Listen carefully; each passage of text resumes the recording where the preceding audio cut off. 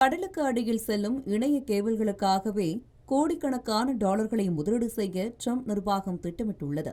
அமெரிக்க அதிபர் Donald Trump தலைமையிலான நிர்வாகம் கரிபியன் மற்றும் மத்திய அமெரிக்க நாடுகளில் பழைய கடலடி தொலைத்தொடர்பு கேபிள்களை மாற்றுவதற்காக இந்திய மதிப்பில் சுமார் 1700 கோடி ரூபாய் நிதியை ஒதுக்க திட்டமிட்டுள்ளது. இந்த திட்டத்தின் முக்கிய நோக்கம் அந்த பிராந்தியத்தின் தொலைத்தொடர்பு கட்டமைப்பில் சீனாவின் செல்வாக்கு அதிகரிப்பதை தடுப்பது என தெரிவிக்கப்பட்டுள்ளது.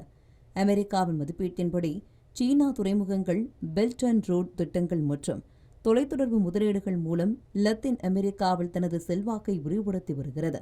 இதற்கு மாற்றாக பாதுகாப்பான மற்றும் நம்பகமான அமெரிக்க ஆதரவு கேபிள் கட்டமைப்பை உருவாக்குவதே இந்த திட்டத்தின் நோக்கமாக கூறப்படுகிறது.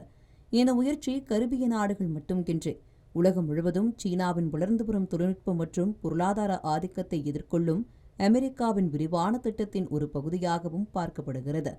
கடலுக்கடியில் செல்லும் கேபிள்கள் பெரும் இணைய இணைப்புக்காக மட்டுமல்ல, உலக வல்லரசுகளின் செல்வாக்கு போட்டிக்கான புதிய போர்க்களமாகவும் மாறியுள்ளன.